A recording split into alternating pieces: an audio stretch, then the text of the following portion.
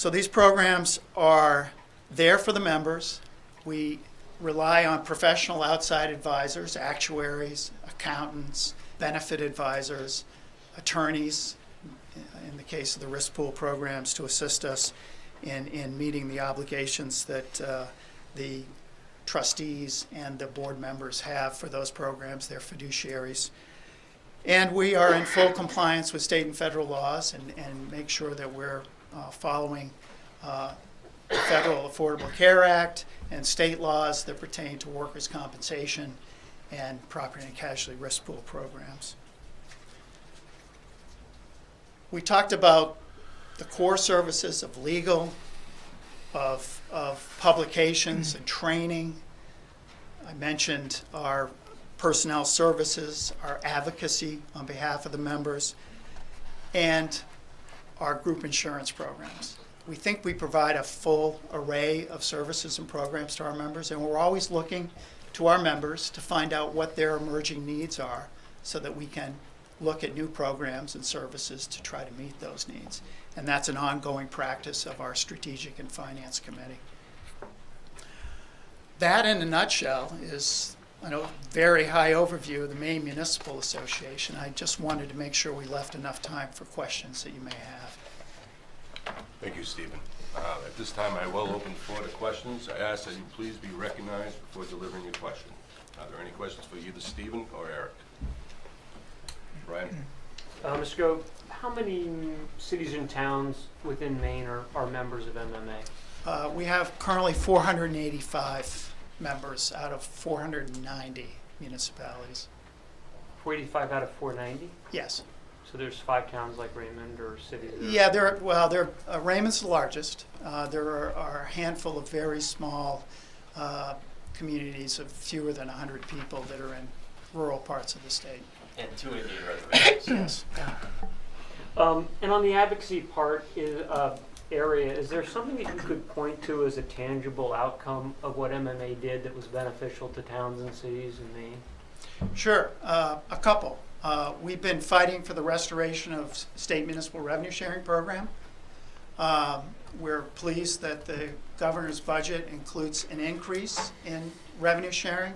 That's been one of the primary planks of the Legislative Policy Committee for years, trying to restore revenue sharing to the 5% statutory level that is provided for. We're still working on that issue. Another example is the enactment of adult use marijuana and medical marijuana. We worked very hard with working with the legislature's task force that was looking at implementing adult use and ensured that we have an opt-in provision, that municipalities have to take action to allow any kind of commercial retail growing of adult use and medical marijuana in Maine. And we thought that was a tremendous victory for local control and home rule, that you have to opt in rather than taking steps to prevent. Thank you very much. Sheila, you had your question? Ryan covered it. Excellent. Thank Anyone else? Yeah. Josh? Yes, sir. How are your dues assessed? Are they assessed by population or real estate value? Or? It's both. 50% population, 50% state valuation. Did you have an estimate of Raymond's I did. fees? It's when it came? $7,659. That's this document here. Yes. Sorry, 7,659. Yes. Yeah, that's this one. That's a sample. Okay, it's pretty Yeah. close then. Yeah. Okay. Okay. Thanks, Bob. Kevin Oliver, what's the membership length? Is it an annual dues or? Yes. Okay. It's an annual dues. The dues notices go out in late December and invoices go out in early January. We're on a calendar year. Okay. Yeah, Don. It is built into this fiscal year budget for discussion purposes, so it is incorporated into the budget draft.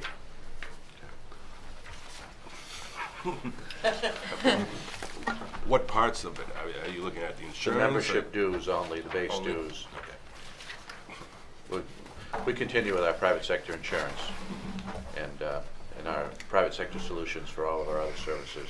So just the base dues are in there. We used to be a member Yes. and chose to not be a member anymore. Why? It's a somewhat long story, but I could try to give you the Reader's Digest version. I guess probably a difference in philosophy maybe would be one way to look at it. And That's you know, we had a person who was on the governing board, and you know, he came back, I think, with a legitimate concern after a meeting, and it was in the time of Pileski and Tabor tax limiting legislation, and he was looking for a different way of the Legislative Policy Committee operating, and I don't think that he felt he got a very respectful reception from that process, not MMA in particular, but the process. And there was a thought that, you know, perhaps MMA should have stepped in and been you know, I guess intervened in that discussion, and you know, maybe advocated for the notion that, you know, a difference of opinion is okay. And so anyway, he came up on the losing end of that, and you know, I don't think he was treated very respectfully by another municipal official, not an elected official, but an appointed official. And so I think that left a sort of a bad taste in our mouth about the MMA advocacy program. I don't think there's been any quarrel with the notion that the legal services are a good program. I think the Health Trust is an excellent program. The Property Casualty Liability program is an excellent program. So we don't really have any difference of opinion with any of that stuff. And but I think that the catalyst for us leaving was a bad experience on the Legislative Policy Committee by one of our elected officials, and I think a legitimate one. And at the time I called the executive director and said, this is a serious problem. You need to address it. And he assured me he would. And I think the addressing would have been a call to that elected official with an apology on behalf of the association. It did not occur. So that's the real Reader's Digest version of why we're not a member. How long ago? Well, Steve says 10 years, and so I'll buy that. It's been 10 years. But it was an unfortunate, you know, occurrence in time, and we have, over the 10 years, looked at becoming a member again. So it's not the first time that I think we've solicited bids from MMA, and you know, I personally have nothing against MMA, but I do think in the instance of this interaction that the elected official from Raymond was due an apology, and that we should respect differences of opinion. But perhaps MMA, I mean, they're the governing, well, not the governing body, but the overarching entity that puts together that legislative forum to establish the initiatives that they should advocate for, but maybe they don't control the dialogue. And so you could, I guess, say that and say that, you know, it was one municipal official versus another municipal official in a bad day, but I think that they should have done something at the time. Yes. Thank you. I believe that we currently pay market rates for MMA training, isn't that correct? I know as a new plan board member, you know, new members of elected members get, you know, information about attending MMAs, and we pay full market price for those training sessions here in Raymond. Right, if I could, I'll address that. So the way it works is if you're a member and you go to a workshop and it's $45 a member rate, you're paying twice that, to be honest with you. A couple points. I just want to make a point, if you don't mind me following up on what Steve said on the marijuana thing. We did not push for the legalization of marijuana. That was hoisted upon us, just like Yes. it was hoisted upon you. But what we did successfully push for is, I think, the strongest home rule statute in the United States. We were right there, and you either opt in or you don't have legal marijuana in your community. MMA had a lot to do with that. And then the other point I wanted to make is, Steve and I are making tangible points tonight about how you can financially recoup the cost of your dues, but maybe the best point is the intangible. You come to our events and you're going to be part of thousands of municipal officials. You're going to be getting best practices from not neighboring towns, but from Madawaska to Kittery at our events, and you can bring all that knowledge back home. It's hard to, I can't quantify that for you, but I will tell you, when we have our convention, we have our workshops, the number one thing they say that they get value out of it. We have great speakers too, don't get me wrong, but it's meeting fellow people like you who are in the same situations, facing the same issues all across Maine. Mr. Chairman, if I may, and Don and I have had conversations about what happened 10 years ago, and I have told him that I'm truly sorry for that. But let me tell you just a little bit more about the legislative policy process. As I said, it's 70-member committee. They discuss, they vote. It's majority rule. But I can tell you that from my experience over a number of years of sitting in those meetings and actually staffing them many years ago, that my experience is that the dialogue is open, it's respectful, and differing viewpoints are accepted, heard, and considered. We have a diversity of municipal officials from various sized communities around the state. We have the mayor of the city of Portland sitting there with a select woman from the town of Solon. And compromise does happen. I'm not going to tell you that you're going to be in 100% agreement with everything that the Legislative Policy Committee what positions they may take. But I would hope that you would respect the process, as 485 of our members do respect the process that is open, that is compromising, and transparent, and very open, honest discussions about these very difficult issues that our members face. I have two questions. The first one's really quick, so I'll ask that first of you, and I apologize if this is a silly question, but as a member of the MMA, is our attendance at these events like included in the dues, or is there additional charges to go to a conference or event? There are additional charges. Okay. Yeah. And then Largely, if I could, that's a facility and food charge largely. Yeah. Like $45 to get into an event and get served dinner is that's a lot of it. Sure. Okay. And then the second one was more directed kind of at like Dawn or the Raymond folks here. In the past, when we were a member, I totally understand that there are some things you can't put a price on as far as the value and the information that you get from some of the networking events and things like that. But is anybody that's been here back when we were a member, did we seem to recognize, a payback on that dues? The money that we paid in dues, did we see that value back in return while we were a member? I wasn't a member. You both know. Were you Bob? Yeah. I think the staff would. I think the staff would probably say yes. I know former town clerk Louise Lester's here. She wrote a letter. I think I sent that along in support of MMA. But I mean, to me, MMA is a package, and you look at the base dues and the base services that were covered, and I think there's value there. But it's the larger issue is, and of course we've now been a number of years with private sector services that are, more cost effective, I guess. And but you could certainly, from time to time, take a look at what's offered at MMA as well, and we've done that even as a non-member. But to me, the full package, the property casualty, risk pool plus the health program plus the dues equals MMA in my mind. So that's the part that is the meat of MMA to me, are the other programs, the big programs. I mean, as far as legal services, it's a nice thing to have, and it's helpful, and it probably saves a few dollars, but it's not something they're going to go to court with you on a case or something like that. So I mean, it's a handy thing particularly if you're new in the business. I remember when I first started 37 years ago, it was handy to be able to call them and say, how do you do this, how do you do that? Simple questions, and they answer those very quickly and efficiently.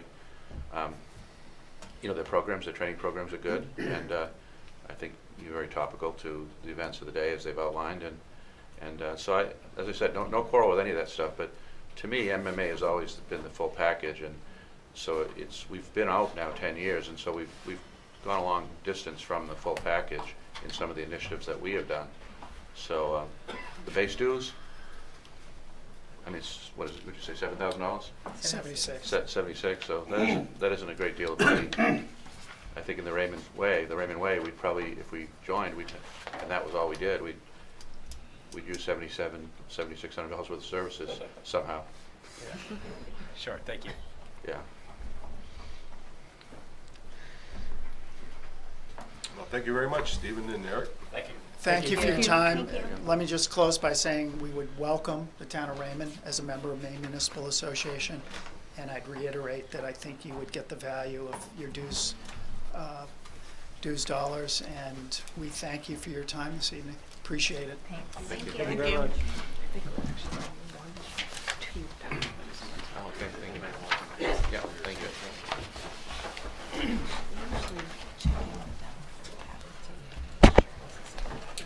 I was gonna say something, but it's there. And good luck with your budget.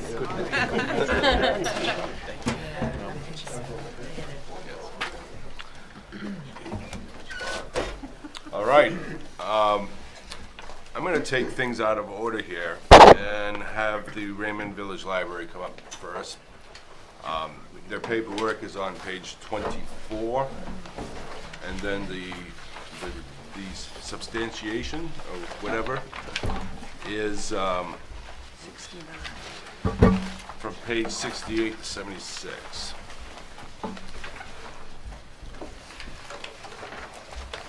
If you could, for the record, state your name. Sure. Thank you. Hi, I'm Lee Walker. I know most of you, but some of you I don't. I am the treasurer of the Raymond Village Library. And I'd like to just start with an opening statement, and then we have a few people that have come tonight to speak on behalf of the library. I'd like to give them a few minutes, and then I can open it up to any questions that you all have. So the question tonight really is about what does the town want the library to be? What does the select board, what does the town manager, and the people of Raymond want the library to be? Do they want the library to be a community asset?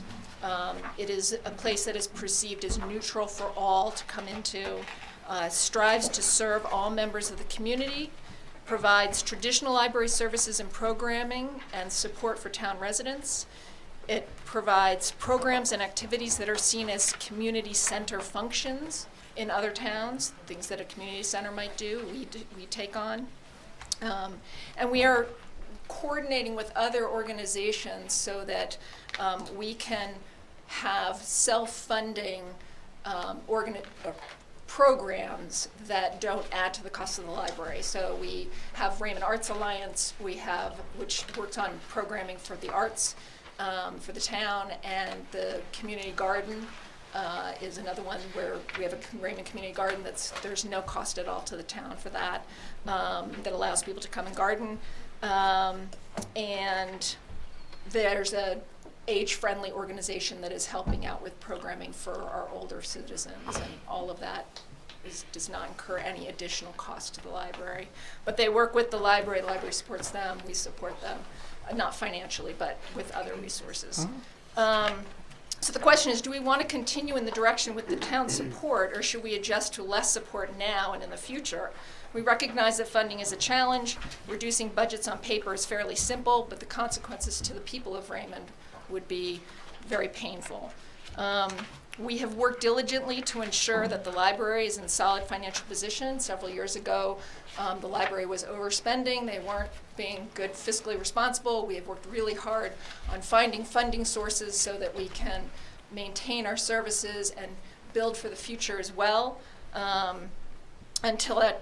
Prior to our being able to coordinate all of this, we were one failure away from closure. If we had to get a new roof, we didn't have the funds for it. There were things that could have popped up that could have really jeopardized our ability to function. So we have developed a capital plan so that we have reserved money that we were fortunate enough to receive in a grant that will provide funding for things as a new roof, new heat sources, new windows if we need them, any of those kinds of really kind of quick, we've got a problem, we need to fix it quickly, and we've got the funding now to take care of those items, or we're building those funds, but we've gotten a very good substantial piece of that in place now. So we are asking, our increase is really centered around our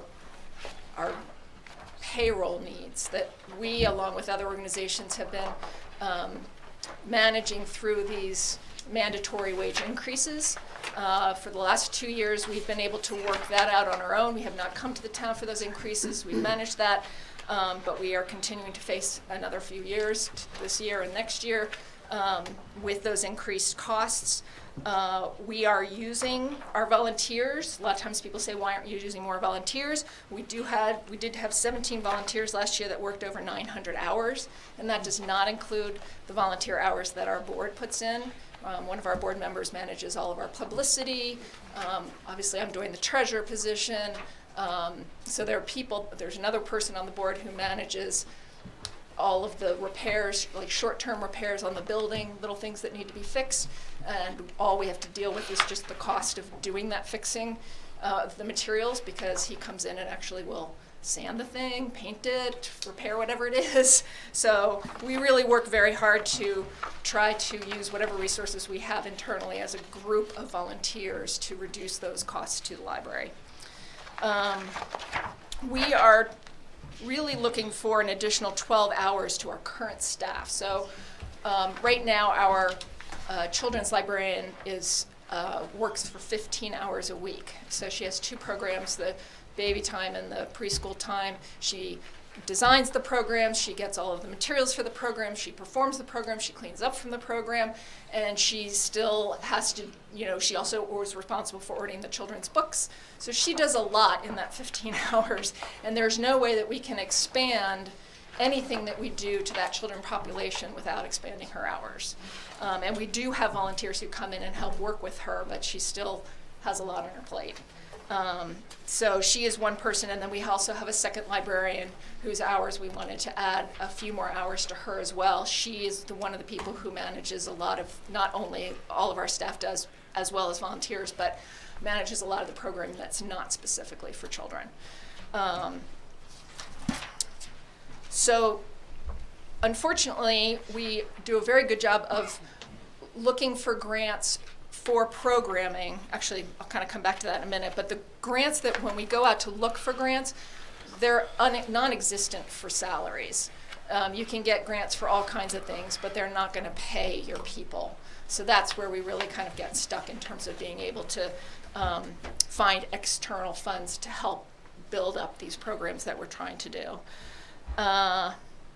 So we have increased our grant writing, and our success is due to moving from traditional library operations into positioning the library as a leader in the community and creating these partnerships with people. So one example is on our age-friendly initiatives.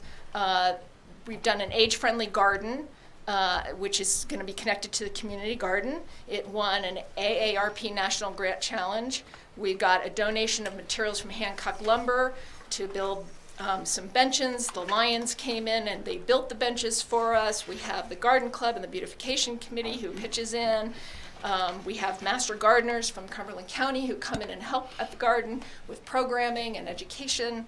And we also, the garden also will be doing library program this summer. So there's that combination. We looked at Jordan Small to have some students who helped us design a drip irrigation system for these beds that we have that are stand-up gardening beds for people who don't have the physical ability to get down on the ground and do gardening.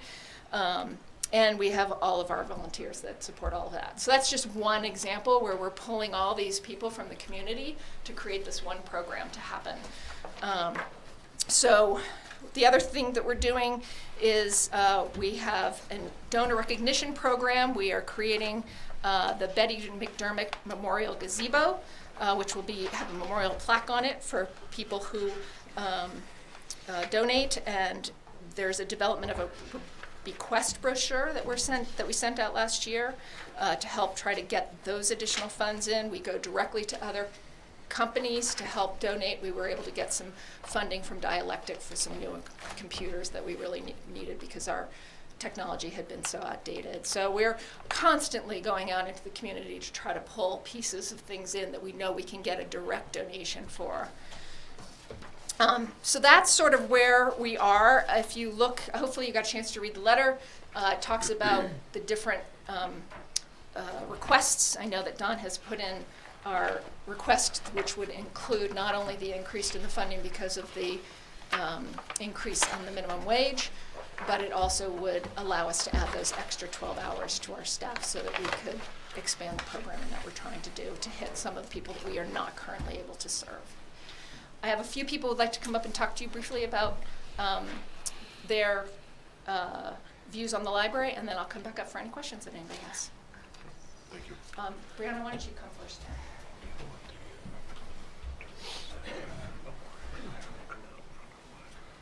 Hello. Hello. Hi. My name is Brianna Biesier, and I moved here with my family 3 years ago. My daughter, Sage, is 8. She was born in Yakima, Washington. We also lived outside of Buffalo, New York, in a little town called Tonawanda, and we lived in the Waterville area.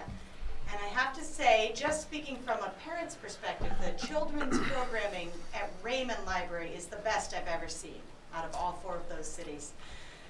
Karen is amazing, and what she does with the 15 hours a week is just incredible. She is on a first-name basis with all the children in Raymond, and she speaks toddler, so she's incredible.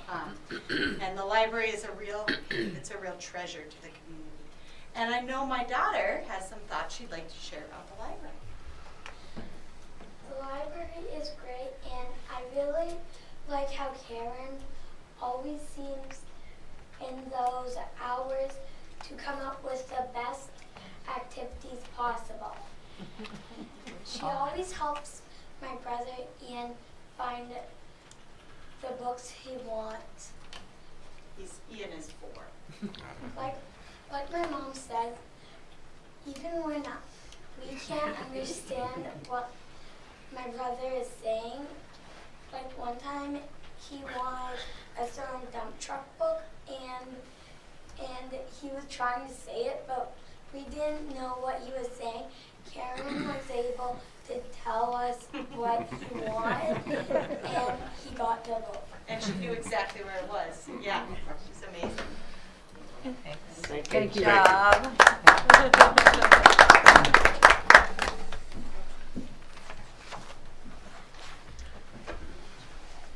My name is Jean LeBrecq, and I live in Raymond, and I am a proud card-carrying member of the Raymond Village Library.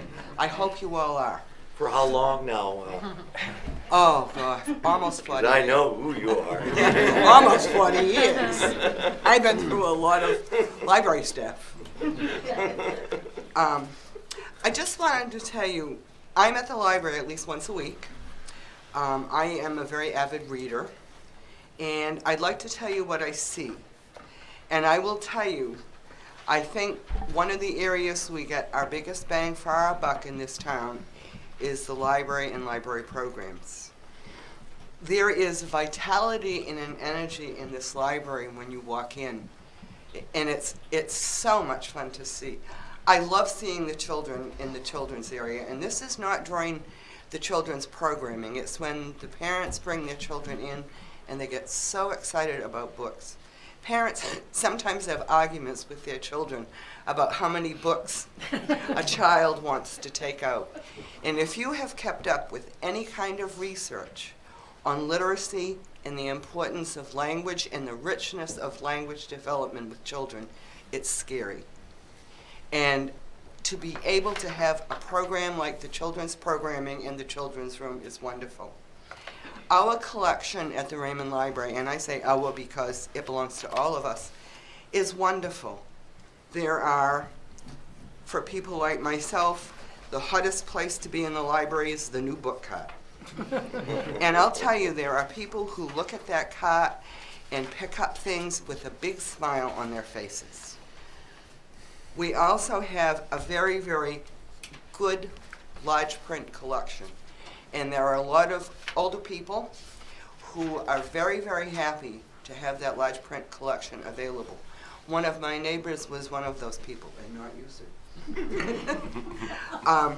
We have a great collection of DVDs.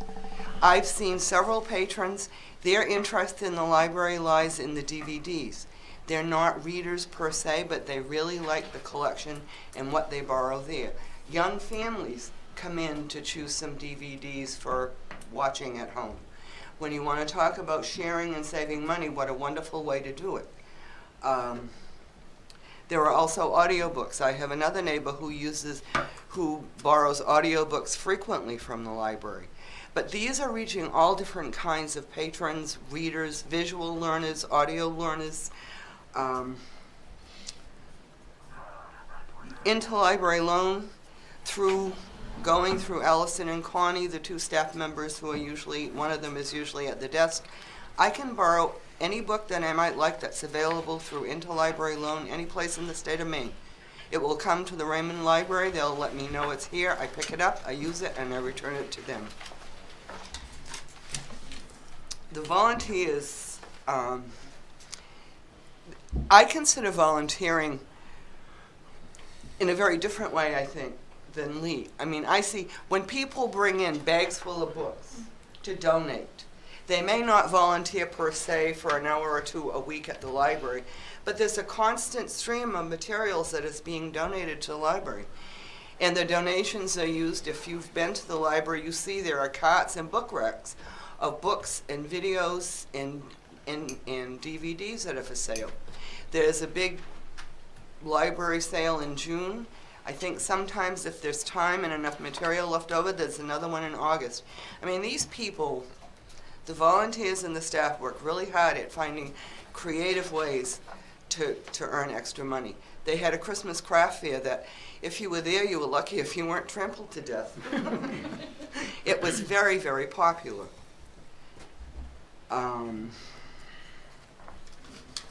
The Christmas baskets are another big.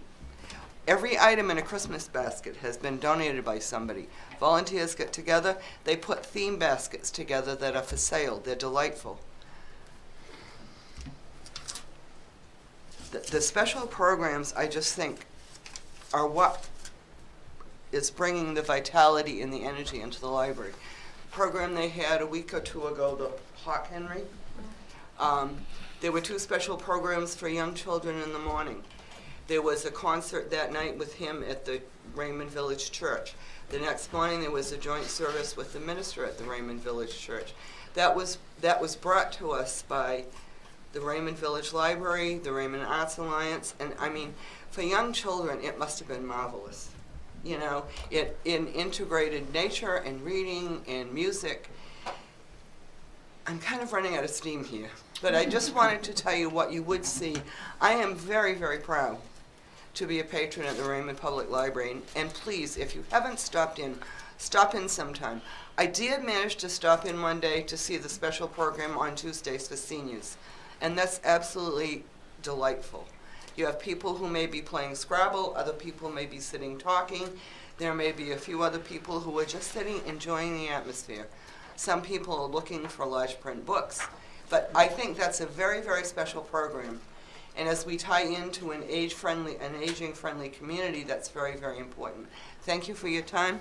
I would appreciate your consideration of an increase of staff hours.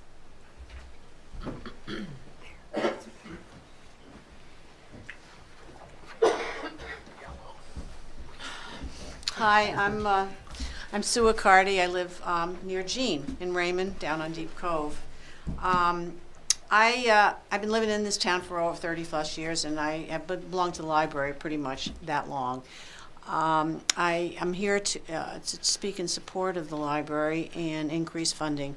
I've used different different things at the library. I usually get books out and whatnot. My kids were young, and we went and got books out. But in the last year or so, when I have a grandson who lives in Raymond, so I got to participate in Karen's children's program, and I have to say it's just amazing, and everything Brianna said and her daughter is exactly true. She really is an asset. She's a children's librarian, and I think that speaks to all the staff in there. They're very professional.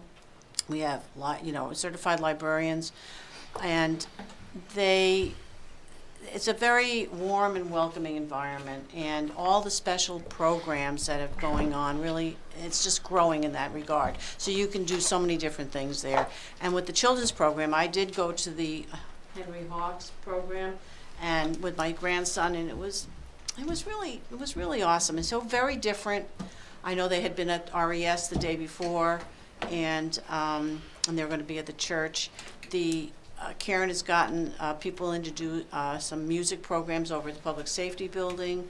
She did a whole program on dinosaurs, and she brought in all her own stuff and set it all up on the floor, and the kids really loved it. And now Saturday's going to be Dr. Seuss Day, and she'll be doing that. So I mean, it's just it's wonderful, and my grandson loves going there. And he likes the books, all right, but he really loves doing the stuff that she presents and playing.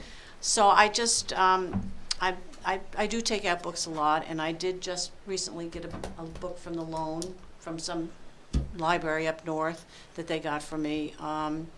Connie and Allison are phenomenal, and Karen, and I really hope that you can see your way clear to support the increased funding for staff, because I have a feeling, I've been in there, after 4 o'clock in the afternoon, and Karen is still there, so I know that she's putting in more than 15 hours already, but, and so I'm hoping that she can be reimbursed for those extra hours as well. Thank you very much.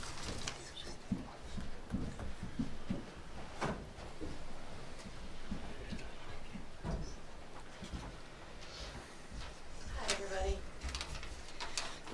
everybody. So my name is Mary Therese Duffy, and I'm with the Raymond Arts Alliance. I live up in the Valley Road. And I understand that we are the third iteration of an arts organization, or a group of people struggling to be an arts organization in the town of Raymond. I wasn't part of the first endeavor, but I do know that it couldn't be sustained. I was part of the second, and I did observe that that couldn't be sustained.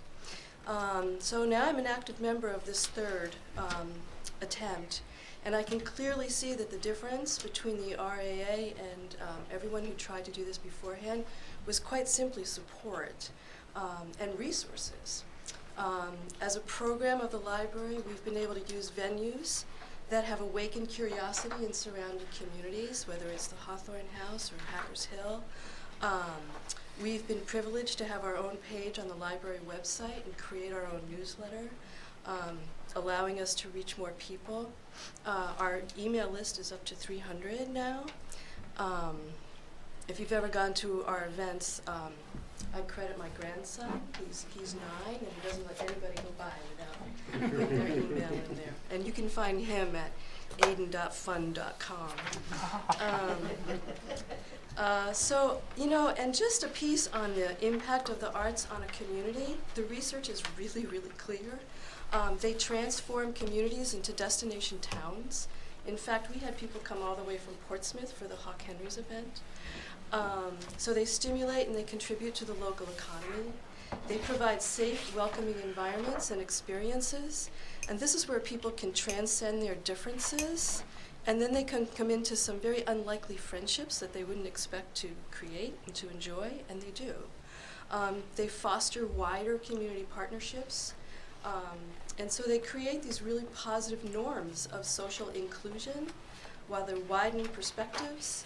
They're nurturing attachment to one's own hometowns, so they increase civic engagement and volunteerism.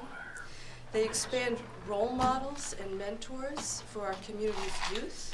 Thus, they reduce their risk factors. Arts programming is a really amazing, special, and wonderful thing, and the Raymond Village Library recognized this in a heartbeat, and as our second expression was not making it, they approached us and said, come on with us. And they were right. So the buzz we hear about us really bears out everything that I've been saying. Just a sampling of the feedback we receive is, basically thank you. We wouldn't hear this kind of music otherwise, was in response to an international music night we had. Enlightening is a word we've heard. Raymond has needed something like this for a long time. And most recently, after 4 community organizations worked together to host Hawk Henry's, a young mother new to the community offered, I love what this community does. It's why I love living in Raymond. So the list of the Raymond Arts Alliance's programming, it's highly affordable, it's very high quality, and it's been quite extensive and diverse for the last year. I don't know if any of you have been tuned into what we've been doing, but we've been doing classes in the AARP's #1 recommended form of exercise for seniors. live music from across the globe in different cultures, poetry reading, comedy acts, and more. We had a 10-year-old magician up on this stage not too long ago. He was awesome. And none of this would be possible, none of it would be happening without the support, the commitment, and the advisement, really, of the Raymond Village Library. The Arts Alliance is well aware of what an enormous treasure this little library has become to its residents, and I hope you recognize it too. This is an amazing community asset and support it in all its endeavors. Thanks for your time. I'm just gonna, I created a list of some of the things, the programs that we do, and just to give you an idea of some of the things that we're doing. When I first saw this list last year, I was sort of blown away at some of the things, blown away at some of the things that we were doing that I didn't even know that the library was doing. Anyway, thank you for listening, appreciate that, and I'm available for any questions. Let's see, what did I just do? Did I leave?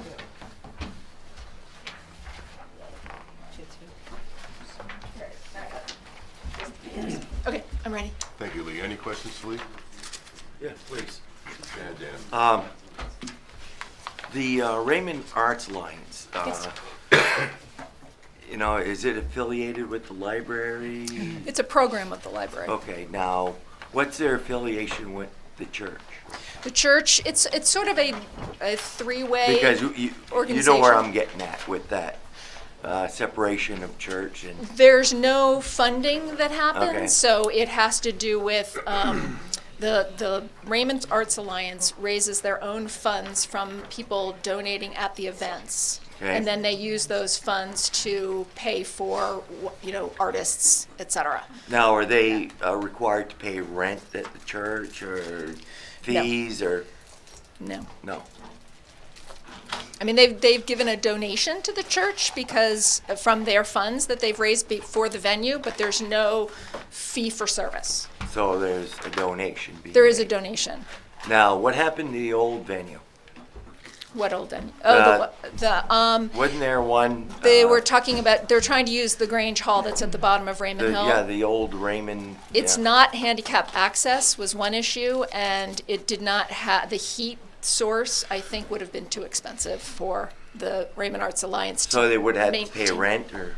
They would have had to pay rent, and I believe, my understanding at the time was they would have also had to have covered the cost of using the building, so Yeah. electricity and heat, and that we would not at that time have been able, not we, because it wasn't me, but have been able to create a self-sustaining program.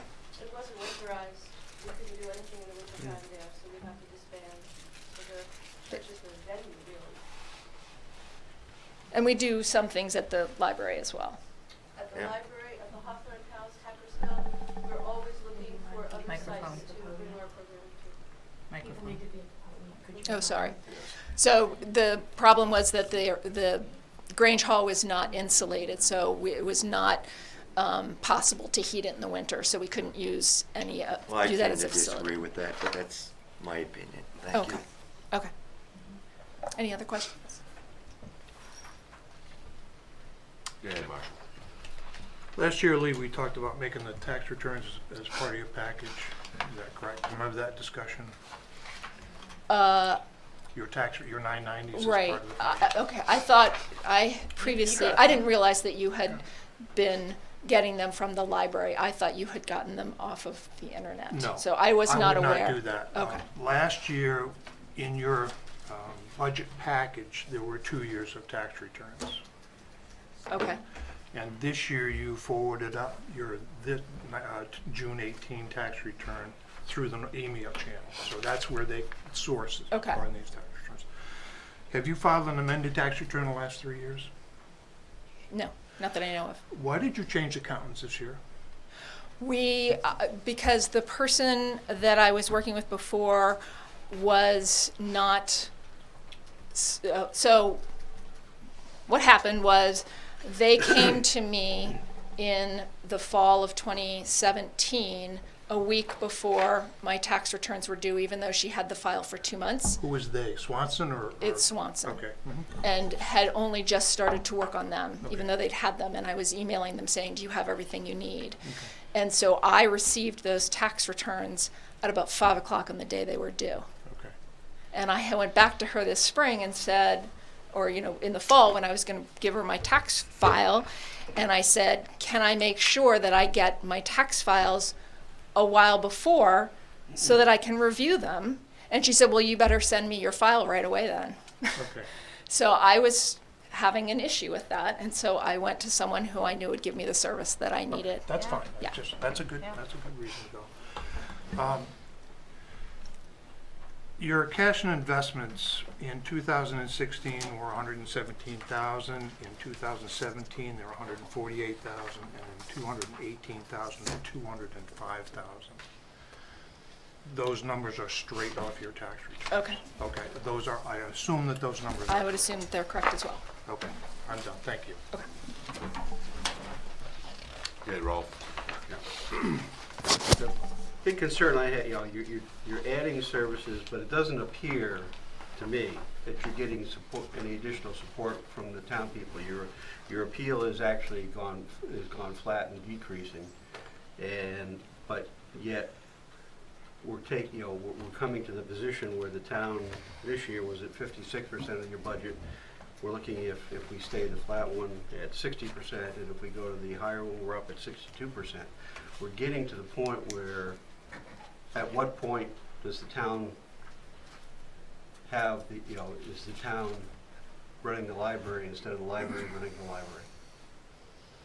library? If that is determined by the funding, I mean, if we do come here and listen to whatever comments we get from the select board and we try to act on those. So we are continually looking for outside sources of income. We do things through grants, which we can't budget because we don't know when we'll get them or what the grant's going to be for. So you're right, on the pure budget, yes, it looks higher, but the overall income, if you look at the budget versus the actual income for the year, our income is higher than what our budget was. You're still projecting flat on what you're getting from the people in the town. Okay, your annual appeal is actually been decreasing over you're looking at a 25K, and if I look at the historical there, you were higher in some prior years and it's been going down. And so that the lead off was where do you want the library to be? Well, it would appear if I look at that the town doesn't care. And if they do, why aren't they coming up? Why aren't they adding additional to? I know you put money into doing fundraising, into the people helping to run the fundraising and things like that, but it doesn't appear that you're seeing a return there. I see what you're saying. Okay, so when we first, what was happening prior, when you said that those budget numbers were higher, was that the board was putting in wishful thinking budget numbers. So they were putting in $30,000, but only collecting 25. So we went back after the library was in financial trouble, and we went back and put in realistic numbers. So you're right, there was a reset. We wanted to make sure that we were going to hit the numbers that we projected. And we have been building them back up slowly since then. So our budget now, after the 25 was 30 this year, and we're actually at 33. So we are building it back up. It's slow, it's challenging, but we are working to pull more money from the community as well.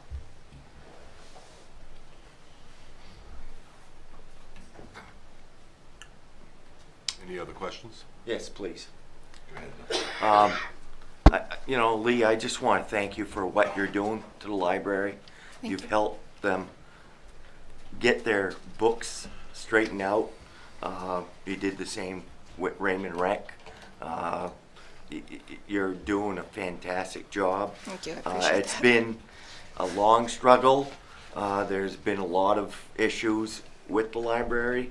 I've heard them, but the library in my opinion, is one of the biggest assets we have in this town. Thank you.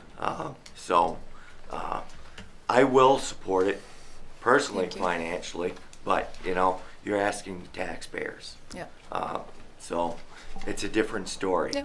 But, you know, you guys are doing a great job now. It's come a long ways. Yeah. I have to say. I should also add, if you don't know, I don't know if this was in the write-up now because it's been a while, but none of our staff gets some vacation time if they're full or part-time, at 27 hours and up or something like that, which is not most of our staff. But there's no health benefits. So these flat fees of their salaries, that's what they get. There's no other, because we couldn't afford it. We know we couldn't afford it. So it's not like there's any benefit package that goes with all of this hard work. They get their paycheck and that is it. You know, plus the integration of the garden space, you're adding new faces to the issue. You get people that are, you know, they like growing stuff, you know, so they'll go to the library. So, and they'll spend time there. So, and they'll spend, hopefully, their money. So, And so we'll see what happens. Yeah, for those of you who don't know, I'm also the coordinator of the community garden, so I measure out the plots. Now, and I get are the you a gardeners master in and all gardener that, yet? Which is also all volunteer. What? Are you a master gardener yet? No, but I've got two working Come with on, me. let's I got go. two working with me. But that's also a service. It's a nominal fee. It's like $15 for one plot and $30 for two. It's just to cover real basics. But that way people, and if they can't afford to pay it, we will find a spot for them anyway. So that is really, truly kind of a gift to the community members. All we need to do is sort of get seeds because we grow food for the food pantry as well. So that's just, it's been really fun because as you're working there, people come to the library, they walk into the garden, we get to tell them what we're doing. So it's really, it's a wonderful partnership with the library and And the it's a community good garden way as to well. introduce kids. And thanks to the town for letting us use that property that's on the other side of the parking lot. So In the interest of disclosure, I'm the president of the Raymond Village Library Board of Trustees. So I won't be voting. I'll have to recuse myself on any actual votes on the budget. But again, I will advocate in later discussions and perhaps can answer even more questions as they come up. And I want to thank everybody that came tonight to show how special the library is, and particularly in its kind of new life and phase of community building. Thank you, Lee. I have two questions. Yeah. One is I noticed the garden tour. I think you guys are doing that like what, maybe every other year? Yes. Do you guys have something in place as another big fundraiser? On the off year? Yes. At the moment, no. Okay, because that's like $6,000 down from. Is it tour this year? It is this year. Yeah, so I was wondering that. Two is when. Oh, go ahead. No. Oh, no, I was gonna say, and two is when, you know, you're talking about the employees as far as not getting benefits and stuff like that, and they're just getting the straight pay. When does the board, because I don't know what you guys discuss at your board meetings, but when does the board say we should become a town entity? I mean, have you guys talked about it at a certain point? Do you guys think, okay, if you hit a certain percentage as far as what the town gets, you know, pros and cons, I guess, that you would list out, you know, from that?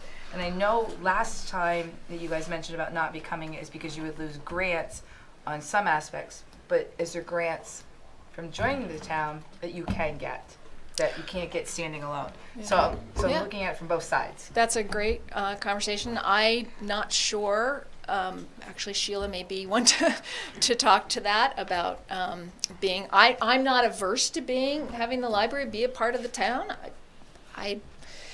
You know, if the board has the ability. I mean, we do a lot as a board to support the library and the fundraising that goes on. Right. If you became a town department, you would then, I guess, create a Friends of the Library group that would then carry on that mission, because I think the library would need it. You're not going to want Yes. to take the whole budget, so. And I think I mean, maybe it would run similar maybe to Tassel Top as far as. No, it wouldn't be Tasseltop. My understanding of the reason you have chosen not to do that is because you are a 501c3 and your contributions are tax deductible. Exactly right. Which they would not be if you were a town entity, I believe. Okay. So that would So probably that was harm one funding. issue that you've had in the past. Yeah. Okay. The other- So there are other issues Yeah, too. the other issue is, and we have discussed this, Yeah. it's not an Well, uncommon it's been conversation on at this the board table for level. years. But quite honestly, I would say until about a year ago, I didn't think the board discussion is financially, we had to peel back the onion, rebuild from the ground up before we even felt that we could really engage in any type of other organizational model. I think as you see from our financials, we're getting things more straightened out. Another great reason that we switched accountants is this particular accountancy firm has more experience in fund accounting. We were with a company that was really more around the profit sector, and you could see that reflected in our books. I think you're going to see continual maturity as we move forward. And I think that those discussions are on the table. I think it gets right back to what do we as a town want the library to be? And realistically, town department could be on the table, or the other very tough discussion we have is maybe we can't expect the town to do that. So should we start cutting now and go back to, we're only open 30 hours a week, okay? Go back to pulling back, stopping the programs, stopping the community outreach, if that's the direction the town wants. I mean, those are all conversations that would need to happen. I think it would be hard for us to do that, I mean, from our hearts. But again, the bottom line is money, it's always money. And where does it come from? The continued outreach to the community is difficult at best. They're asked to support so many causes here in town. And I think, as Lee said, we set actually a goal of 35,000 this year, and we're at 33. So we're doing better, and we want to keep working hard at it. But again, it's what do we want it to be? Well, can I follow up with her on that? And I'm just asking, just because I think that there's probably pros and cons on either side is what it is, and figuring out what that is to make it keep going, keep it, strong and stuff like that. But saying, okay, we've been carrying it for so long, but you've had the last couple of years. I think the last 2 years is finally we see the numbers, the real numbers compared to what we were getting before. And then you I guess you got to look at it to say, okay, we have carried it so far. How can we make that big jump or whatever? Maybe that's not a big jump, Okay, thanks. What's amazing, a lot of our people, particularly during the annual appeal time, assume we're a town department. A lot of people do. There's a yeah. whole education process that we have to keep undertaking, that no, we're not a town department, Yeah. though the town provides significant funding. Bob? Dana? Marshall first? No, Dana, go ahead, Okay, Dana. Dana. When my family and I, my wife and I first moved here, we went to the library and stuff, and it was just a bunch of old ladies running the place, all right? And they were proud of that. We're the old ladies. They were the trustees, and they did a great job, fantastic job. And as we get older and stuff, we're all becoming older and stuff. But I mean, we're getting better with the library. It's come a long ways. There was a glitch, and that glitch, I think, has been fixed. So, you got great programs. You always had great programs. My kids loved it, and hopefully, someday my grandkids will love it. So, Marshall. Two questions, either Sheila or Lee. Do you know how much of the annual appeal is really 501c3, and how many people take that as deductions? And is it worth continuing to carry the 501c3? I think things are changing because the tax environment just This year recently especially, dramatically right. changed. Right. I think we're going to have an additional challenge next year, that your donation is tax deductible. Will save us a whole line on our thank you notes, but Well, they may not be. yeah. It's always said it may be tax deductible. Maybe tax deductible, yeah. I think it's gonna be increasingly difficult, because particularly, and again, for us, a large donor is like $500, okay? Was. With some exceptions, our renovation was a very generous gift, but I think it's gonna continue to get harder, Marshall. Okay, the second question I have is, can we make it, and I didn't want you to think I was coming in the back door with your tax returns. I wasn't, because they were on the table already. Yeah. Can we make it your part of it. policy to make 2 years tax returns part of your 2 budget years, package? okay, sure. Signed, 2 years. Thank you. Well, I'd like to bring up the signature thing. We don't sign them anymore. We Well, actually you do signed it. the last 2. We had to come in and Sheila. physically sign. Yeah, we had to come You in. signed the last 2. Right. Yeah. You And gotta since sign we something. switched firms, it's all Yeah, it's electronic electronic. signature now. As a banker, long-time banker, documents like this on white paper mean nothing to me. I like to see something letterhead, I like to see a wet signature, as they call it, something to acknowledge I'm ownership. just teasing you, Marshall. I know you are, I know you are. But that's where I'm coming from, trying to make it, We can somebody come down has and ownership of physically this sign it. document right Yes. now, it's just paper. Right? Good, right. Just one thought is, I think if we want to get into a discussion about the library becoming a town entity, I hope we will go through that discussion of for what end, for what purpose. What's the goal or objective? Is it money savings? Is it to do something that the library is currently not doing it? You know, what is the value that the town gets by it becoming a government entity? My personal concern would be that it would actually be a lot more expensive. And so, I mean, if there's something that's lacking, then I think it's a great discussion to have.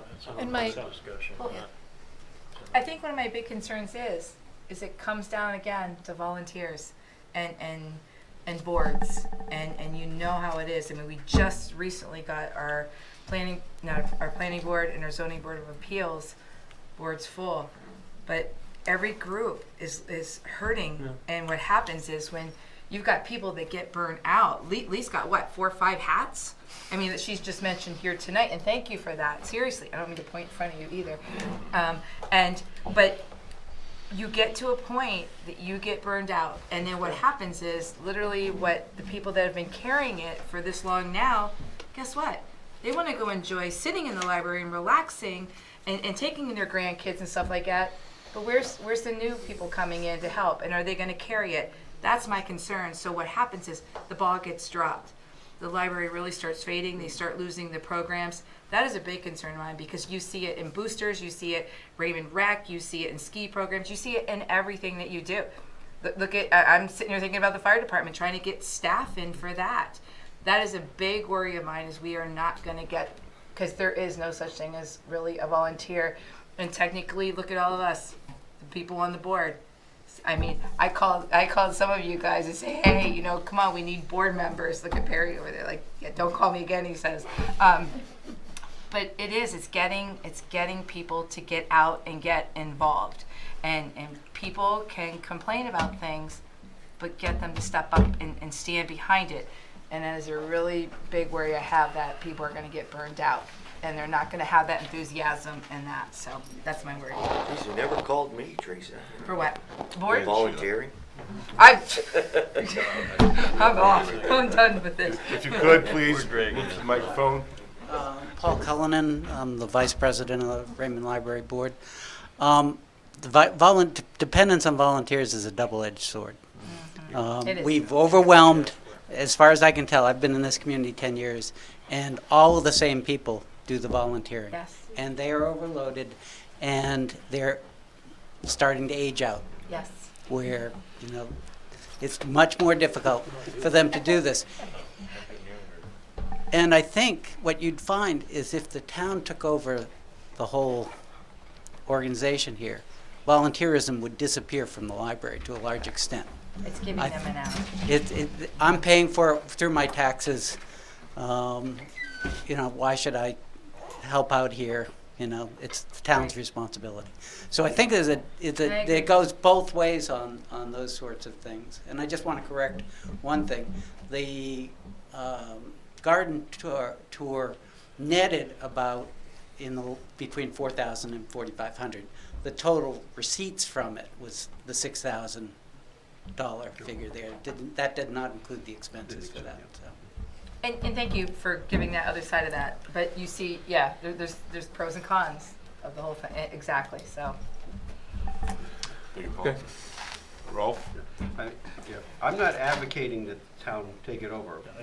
My whole point is that you're getting less and less direct support from people, and you're getting, more and more is coming through the tax line, shall we say?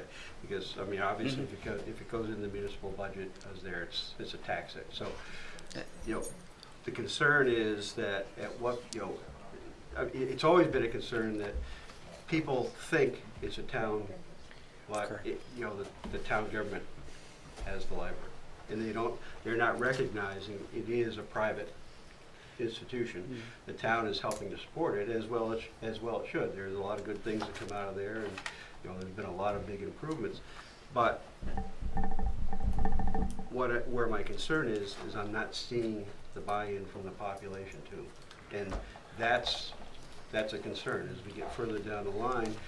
When you start to run short on volunteers, when you start to run that, and you're not having the financial support in the annual appeal and things like that, that's a concern area. We would agree with that. That we've done much better this year with the annual appeal. We hope to continue that success, but those things. We're in a fairly good economic period right now. And, if we come back into a recession, those contributions will diminish for a bunch of those people, particularly some of the large ones might become smaller. So we will continue to work and have our outreach to try to maximize what we can get through contributions and donations, not just through the annual appeal, but for other support. For instance, this past year, we got a shed donated for the community library, and we got Sheds Are Us to set it in place for free. So we keep on looking out for those things that we can try to improve the facilities, improve the programs, improve that. But we do keep conscious that we need to come up with the money for this, and we appreciate the support of the town. Any other questions? Thank you, library people. I'll give you a few minutes to leave if you like. Next up will be code enforcement.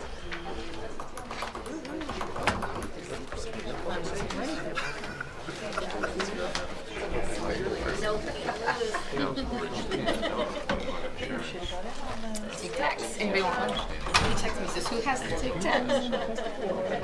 Huh?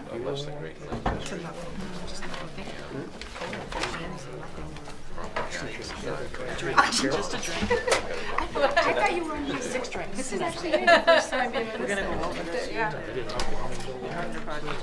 I mean, we have claims history there. All right, next up, again out of order, but considering he's got a long drive home, Scott, let's do code enforcement right now. Just offer him a Tic Tac to keep him away. And 13, is it? page 13 and the substantiation is on page 40.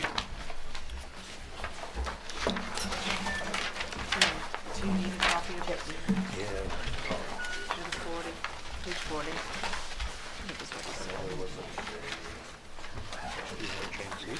No.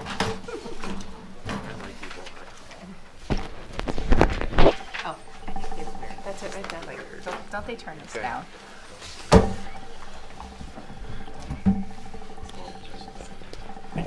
I'm Scott Dvorak, I'm the code enforcement officer for Raymond. If you look at the budget, there really isn't much of a change. There was a slight increase in our phone, but we decreased the training. I don't need as much as prior to, so we decided to knock that back a little bit. But other than that, pretty much it stayed the same across the board. And do you have any questions for me on that? Any questions? Go ahead. Scott, on the, excuse me, on the software, is that an annual license that you're paying, or is that also, there's a maintenance, and or does it also include your equipment? It doesn't include any equipment, it's more of a license. It is a building permit, which we're trying to work through we're getting some training next week to be able to, what we're having an issue is me being to get into it and use it. Right now, we're slowly getting into that, and I'm a little technically challenged at times, so it's not exactly the easiest thing for me to get used to, but I'm getting there. And is it, do we pay a license on a per seat basis? Is it just, do we have one seat, meaning just you, or? It's my admin and I. Okay. Great. Thank you. This is the easiest budget to read, you realize that? Yes, It's it like is. one page, one whack. Works for me. Go ahead, Ralph.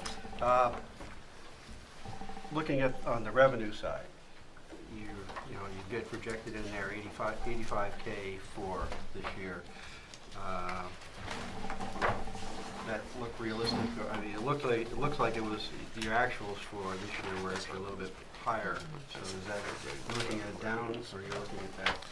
Or is that Forgive me, I'm not conservative? I was the one that did it, so you can't really blame Scott for it. They're like, what are you talking Actually, about? they've had quite a good run this year so far, so Yeah. I think they'll exceed. Yeah, but my concern is in that next budget, what are you seeing there?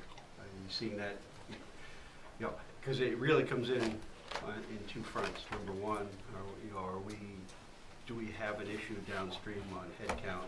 And number two, is the growth looking like it's going to be good for the town? It's actually, probably compared to the last year, I'm probably a little bit busier than I was last year with people coming in on shorefront. Just telling what they want to do this spring and summer. We actually had some interest in commercial, and actually there's a few more beyond shoreland zoning as far as houses that are coming in. So I'd say all in all, it's a little bit. If it keeps going this way, it'll be a little bit better this year as far as permits than last year. Hence the optimistic projection. Which from Ms. Kathy Ricker. did. Which Kathy did. Oh, I heard Amazon's looking for a place. Scarborough. Do we have any other questions for Scott? Short and sweet. Drive safely. All right, thank you very much. Thanks, Scott. Thanks, Scott. Thank you.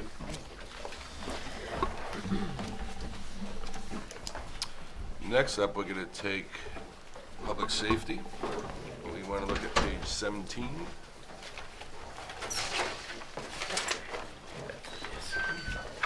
And 44 and 45.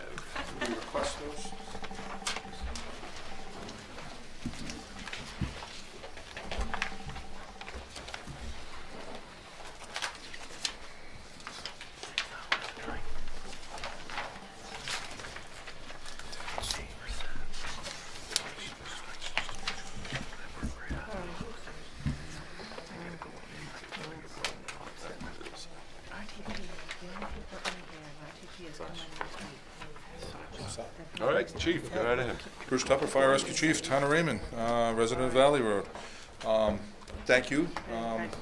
See a few new faces here tonight. I'd like to welcome everybody who wants to, new faces or people who've been around, to come down to the fire station, stop in and say hello and look at the equipment, the buildings, et cetera, and ask any questions that you might have. We found that works very well in the past for people to get an education, so you're welcome to that.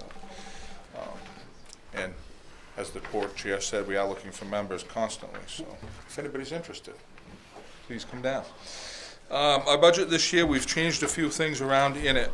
There is one line that has an increase in payroll and salaries, and that's an item that's going to the select board next Tuesday. And it's just a placeholder basically for that. It'll be the union contract negotiations.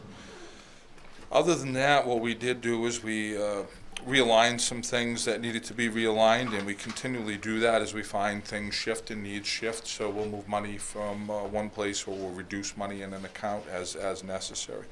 One of the things that we have found is that our building maintenance costs are down. We've had some monies put aside over the past few years. We've put a new metal roof in. We've added insulation into our ceilings, re-sheetrocked those ceilings above the suspended ceilings.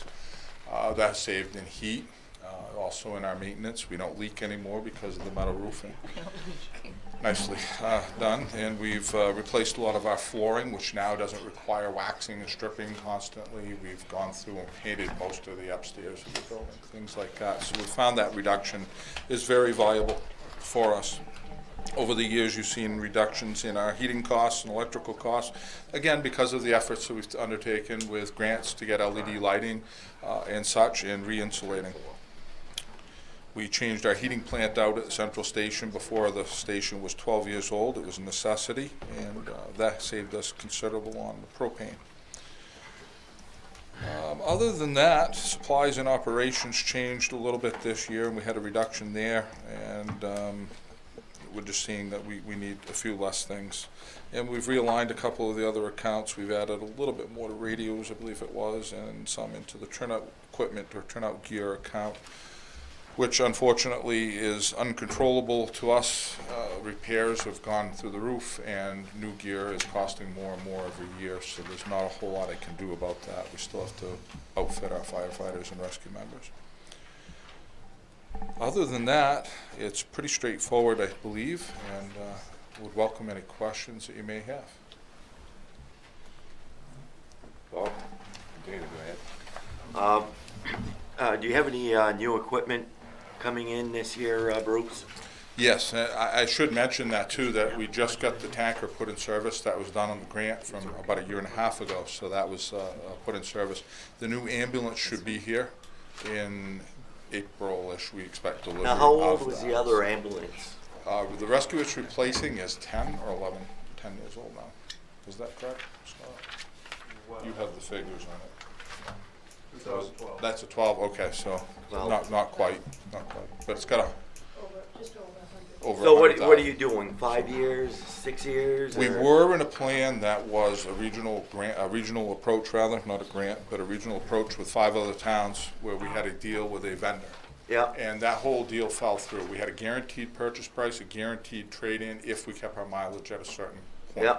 And it had met a certain condition. Unfortunately, that deal fell apart and everybody's pulled out of that deal, so these ambulances we found to be hard to maintain. They were cheaply built, hence the good deal that we got.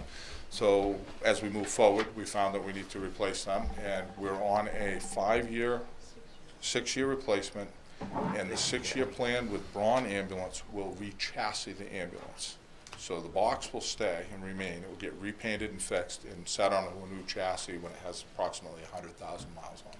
Now, did that deal fail because of the other towns that bailed out, or is, you know? They all bailed out, but the real failure was in the company that was the manufacturer and the warranty work, because we weren't getting them to stand behind it. For example, the truck we're replacing right now needs repainting again. The paint's blistering right off from it. It's been done already. It's already been repainted. At no cost, I hope. The first time was at no cost, but not without a battle, and it was a battle. The second time around, they wanted to pay only a quarter of the cost or less, and the battle would have been probably insurmountable and not effective on our behalf to win it, because their warranty was pretty clearly written. They were going by the original purchase date, and that's what it was. So this is why everybody pulled out of it. It just wasn't a viable deal anymore. It cost Well, it more sucked. in the end. I mean, Yeah, correct. Good words. Okay. So that's basically it and where we stand on it. It just wasn't a viable deal for the town of Raymond. It wasn't a good deal. So the town of Gray and us, Wyndham is buying these ambulances now. Portland has gone all Braun ambulances, which is what we used to have. Probably should have stayed with. Yep. They were a very good unit, well built, warranty